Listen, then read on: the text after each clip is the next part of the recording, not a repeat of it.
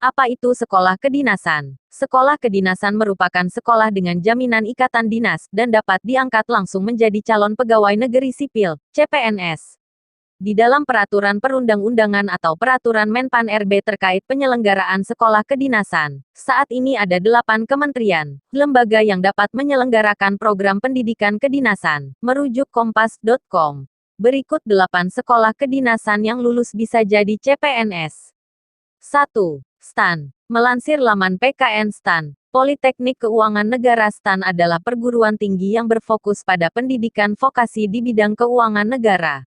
PKN STAN memiliki 3 program studi. Program Diploma 4 Akuntansi Sektor Publik, Program Diploma 4 Manajemen Keuangan Negara, dan Program Diploma 4 Manajemen Aset Publik.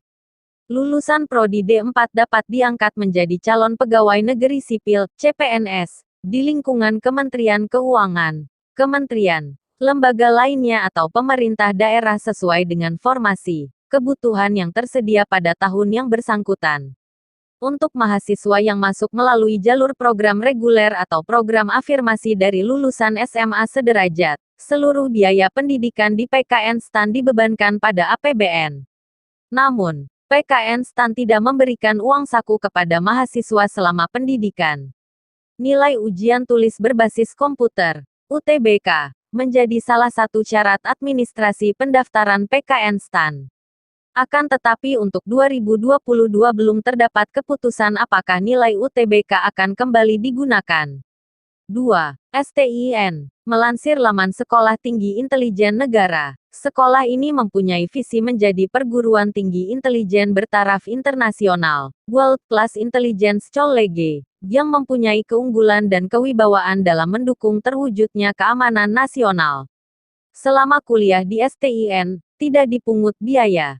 Mahasiswa akan tinggal di asrama, mendapat konsumsi, dan seragam. Disebutkan juga bahwa setelah lulus kuliah, akan diangkat menjadi CPNS. Mahasiswa pun berkesempatan berlatih menjadi Indonesian Cyber Task Force dan ahli dalam bidang biomedical hazard. Untuk mendapat semua manfaat itu, calon mahasiswa perlu melakukan ujian atau seleksi. 3. STMKG. Melansir laman STMKG, Sekolah Tinggi Meteorologi Klimatologi dan Geofisika, STMKG, merupakan sekolah yang berada di bawah Badan Meteorologi Klimatologi dan Geofisika, BMKG. STMKG memiliki program studi jenjang D4 yang meliputi meteorologi, klimatologi, geofisika, instrumentasi. Lulusan STMKG akan bekerja di Badan Meteorologi Klimatologi dan Geofisika sesuai ketentuan yang berlaku sejak dinyatakan lulus pendidikan, dan bersedia ditempatkan di seluruh wilayah Negara Kesatuan Republik Indonesia. Untuk STMKG, biaya pendidikan gratis.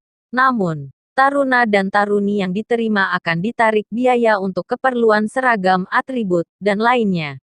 Biaya tersebut akan dibebankan hanya di awal pendidikan, yaitu saat daftar ulang, untuk 4 tahun pendidikan.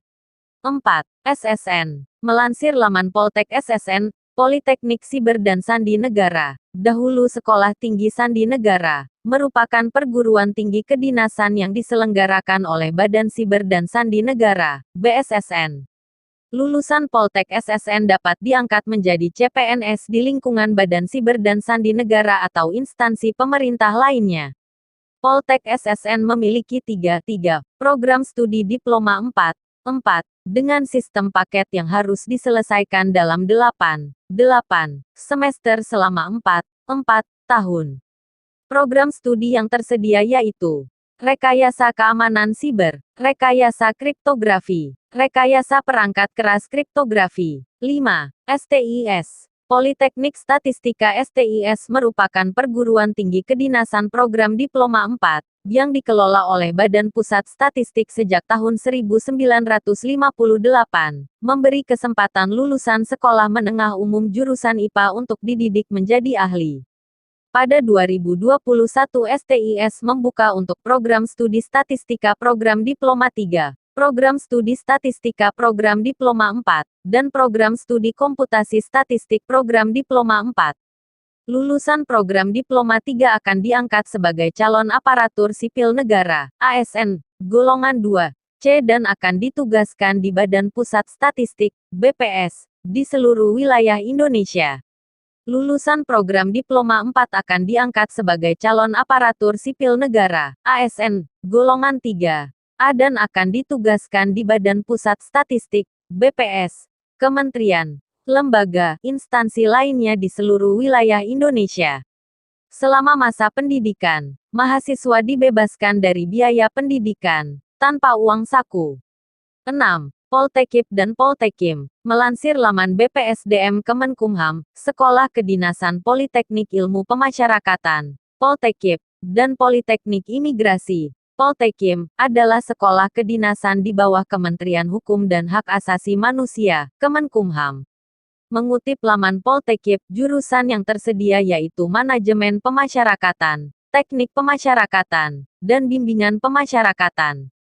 Sementara itu melansir laman Poltekim, Poltekim melatih individu untuk bekerja dalam pekerjaan pemerintah di bidang imigrasi, baik untuk ditempatkan di kantor imigrasi di seluruh Indonesia atau di unit imigrasi di perwakilan luar negeri Indonesia.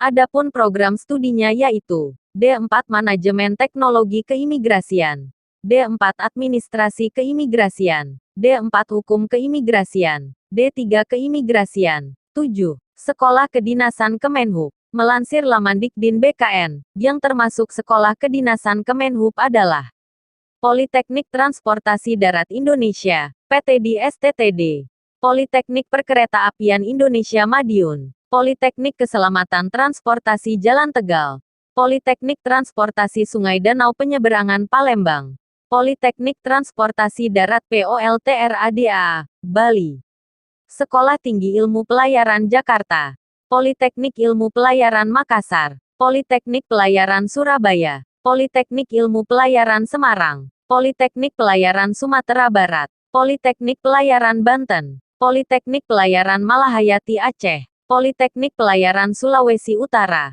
Politeknik Pelayaran Barombong, Politeknik Pelayaran Sorong, Politeknik Penerbangan Indonesia Curug, Politeknik Penerbangan Makassar, Politeknik Penerbangan Medan, Politeknik Penerbangan Surabaya, Politeknik Penerbangan Jayapura, Politeknik Penerbangan Palembang. 8. IPDN, Institut Pemerintahan Dalam Negeri, IPDN, adalah lembaga pendidikan tinggi kedinasan dalam lingkungan Kementerian Dalam Negeri.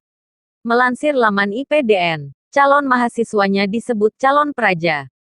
Diharapkan calon praja memiliki dasar pengetahuan dan keterampilan yang memadai, kesehatan diri yang prima, kemampuan psikologis diri yang mampu berkembang secara potensial, integritas dan kejujuran diri yang terpercaya, kemampuan berkomunikasi yang efektif, dan kesiapan untuk bekerja di seluruh wilayah Negara Kesatuan Republik Indonesia. Pada seleksi IPDN 2021, tidak dipungut biaya, kecuali pada tahap. Demikian informasi untuk pelajar dan lulusan sekolah-sekolah menengah atas dan sekolah menengah kejuruan sebagai informasi penambah wawasan terkait perguruan tinggi kedinasan yang dapat menjadi pilihan yang layak dicoba. Semoga bermanfaat. Wassalam.